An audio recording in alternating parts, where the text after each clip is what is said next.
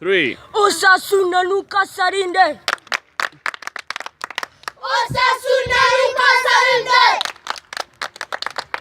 Osasuna Luka Sarinde. Osasuna Luka Sarinde. Osasuna Luka Sarinde.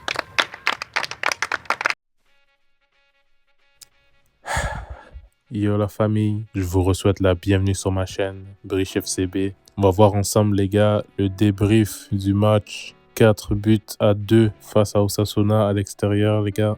J'ai pas trop les mots pour ce qu'on vient de voir. J'ai l'impression d'avoir vu une équipe de fatigués sur le terrain. Les joueurs avaient vraiment l'air sans solution. Il n'y avait pas de mouvement, il n'y avait rien sur le terrain. Je pense que Flick a fait sa première erreur aujourd'hui. C'est un débrief très à chaud. Le match vient tout juste de finir, donc j'ai pas d'organisation. La première mi-temps, les gars, c'est vraiment zéro. Je pense on n'a pas frappé au but. Il y a un milieu de terrain stérile. Garcia, Pedri, Pablo Torre, ça n'a pas fonctionné du tout. Pablo Torre qui a tenté quelques fois de se retourner, ça marchait pas. Sans parler de la défense, les gars, Dominguez, c'est un disaster class aujourd'hui. C'est vraiment pas sa journée. Il est même sorti tellement qu'il avait... Bon, officiellement, il avait des crampes, mais dans un match comme ça, je pense qu'il a aussi abandonné mentalement et il n'était plus là, les gars. Il y a 2 buts qu'on peut lui accorder la faute, mais bon. Flick a quand même essayé de réagir après le but de Pau Victor qui ramenait à 2-1. Moi, je me suis dit, bon, il y a la chance est de notre côté. On a encore tout le temps pour gagner le match. Si on fait rentrer les attaquants maintenant, on peut gagner. Osasuna, ils vont plus attaquer, ils vont que défendre. Ils venaient de faire une superbe première mi-temps, donc ils vont juste défendre. On a pris trop de temps. On a rentré les attaquants. On a pris trop de temps pour rentrer dans le match. Ils ont pris un peu de temps pour rentrer dans le match. On est allé à 3-1 directement. Balde qui a été pris dans le dos. C'était sa première action défensive, je pense, son premier sprint. Il n'était pas dans le match, il s'est fait prendre. Lui, c'était sa première action. Les autres, ils étaient sur 1 heure de jeu, donc il s'est vraiment fait bouffer. Dominguez qui a créé un penalty par après. C'était vraiment bon. Ça n'a pas fonctionné aujourd'hui, les gars. On a trop fait. Je pense que Flick a trop fait tourner.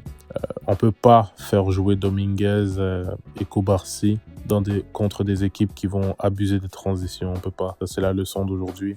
Dominguez doit jouer soit avec Inigo Martinez, soit avec, on va dire, peut-être Koundé en défense centrale. Une défense Cubarsí-Dominguez, c'est trop jeune, c'est trop inexpérimenté. Et Dominguez, d'autant plus qu'il fait un match, je pense le pire match de toutes ses apparitions, c'est clair. D'autant plus qu'il performe ça, il était aucunement capable de jouer vers l'avant, que des passes latérales ou vers l'arrière. Dans la première mi-temps et dans tout le match, le milieu de terrain n'était pas créateur, il n'y avait que vraiment Pedri. En fait, sur tout le match, il n'y a vraiment que Pedri qui a été un peu créatif. Lamine Yamal qui nous a sorti une action de génie dès qu'il est rentré. Il n'y avait pas de création au milieu, les gars. J'aurais voulu voir Casado beaucoup plus tôt. Casado doit jouer. Il montre qu'il est indispensable en ce moment au milieu de terrain. Je pense que le milieu type, c'est vraiment en ce moment Casado, Garcia, Pedri. Ça doit être rien d'autre. On ne peut pas avoir autre chose. Tant que Dani Olmo ne revient pas, tant que De Jong ne revient pas et Gavi, notre milieu, c'est Casado, Garcia, Pedri sans aucune discussion. Et bon, la minute Ferran Torres, comme dirait Stan, je ne veux plus jamais voir Ferran Torres sur le terrain, plus jamais. Aujourd'hui, j'ai milité, bon, je l'ai toléré, j'ai milité pour lui plusieurs années, mais aujourd'hui, c'est la goutte de trop. Je ne veux plus jamais le voir sur le terrain. Il doit partir, selon moi, cet hiver. Ça se produira pas parce qu'il est trop apprécié du vestiaire, il a un contrat, il est motivé et tout, il donne des efforts. Mais selon moi, il doit partir directement dès qu'on peut le vendre, même si c'est 30 millions, quoi. Ferran doit partir, je sais pas qu'est-ce qu'il a. En fait, on sait tous qu'est-ce qu'il a, il est juste nul. Il était au ralenti aujourd'hui, sur ses contrôles de balle surtout. Il a failli nous sortir une action de génie qui nous aurait fait oublier son match de merde, mais je suis presque content qu'elle soit pas rentrée, tellement il a aucun point positif pour son match, les gars.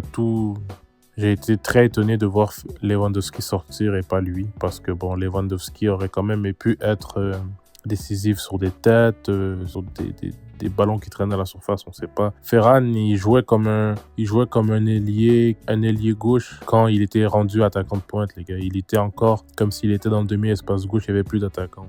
Un petit truc qui est dommage, c'est que Ansu Fati allait rentrer, il n'est pas rentré. Puisque Dominguez a eu des crampes à la fin, il est retourné s'asseoir. C'est une autre déception pour lui. Ce match-là, les gars, c'était vraiment bizarre. Les seuls petits trucs positifs que je peux ressortir de ce match, c'est Koundé qui s'est bien battu, Pedri qui a mangé le milieu à lui seul, le coup de génie de Lamine Yamal et une petite réaction. Bon, c'est minime, c'est rien les gars, mais j'ai vu la volonté dans les jambes de certains, surtout Lamine Yamal, Rafinha comme d'habitude. Pedri, Koundé, justement les gars, j'ai vu qu'ils ont bien joué. Gérard Martin, encore une fois, c'est un désastre en arrière. Je sais pas qu'est-ce qu'il a dans les jambes et dans la tête. C'est personnellement, les gars, c'est le premier joueur de la Masia qui me procure des émotions négatives quand je le vois sur un terrain. Normalement, les joueurs de la Masia, ils font régaler, ils font plaisir, ils régalent. Lui, t'as l'impression de voir un joueur qui vient de je sais pas où, de division 3 polonaise. Je sais pas qu'est-ce qu'il a. En tout cas, les gars, je suis dégoûté. Là, maintenant, on va attendre le match. Demain, il y a le derby madrilène. Une victoire de l'Atlético serait le meilleur scénario pour nous, étant donné que même si ça ferait qu'ils se rapprochent de nous, nos vrais rivaux et nos vrais concurrents, c'est toujours le Real Madrid. Donc une défaite du Real sera souhaitée demain. Le meilleur résultat sera un match nul, mais un match nul, ça fait quand même que le Real prend un point et revient à 3 points. Le mieux, ça serait que l'Atlético gagne. Kylian Mbappé est blessé 3 semaines, mais Endrick va jouer. Je pense même que Endrick sera dangereux demain. En tout cas, on va espérer un résultat favorable pour nous. On s'est saboté nous-mêmes, les gars. On a personne à blâmer autre que nous. Je vais même pas parler du deuxième but où il y a eu une semelle sur Pau Victor. Dans tous les cas, les gars, c'était un match de très très bas niveau. En espérant que Flick apprenne de ses petites erreurs, qu'on ne peut pas faire tourner, on ne peut pas faire confiance à tout le monde dans tous les matchs. Qu'on se relève, les gars, c'est pas la fin du monde. On a un match mardi de Ligue des Champions. Qu'on se relève. C'est le dernier match avant la trêve. Il y a une trêve. Le prochain match, je sais pas c'est contre qui de mémoire, mais c'est le dernier match de Liga avant la trêve. On joue les Young Boys mardi, après il y a une trêve. Donc on part dans cette trêve sur une défaite, les gars, c'est pas la fin du monde, on se relèvera. Suivez-moi, les gars, même si on est dans la défaite, on est ensemble. Suivez-moi sur les réseaux sociaux, on est une famille, les gars. Je vais prendre un petit temps aussi pour remercier le fait qu'on a atteint les 500 abonnés. Je l'avais pas mentionné pour les 100, 200, 300 et 400 parce que c'est monté tellement vite, mais je vous remercie, les gars. Ça fait vraiment chaud au cœur. Je sais que là, on est dans une défaite, mais merci à tous les abonnés individuellement, chacun de vous. Tous ceux qui commentent, qui aiment les vidéos, je vous vois, je réponds à tout. Donc, les gars, suivez-moi, abonnez-vous, mettez la cloche et on se dit à bientôt, à demain, en fait, pour la suite. Je vous dis à très vite et comme on le sait tous. Visca el Barça! Visca Catalunya! Visca el Barça, sempre. Visca el Barça i visca Catalunya!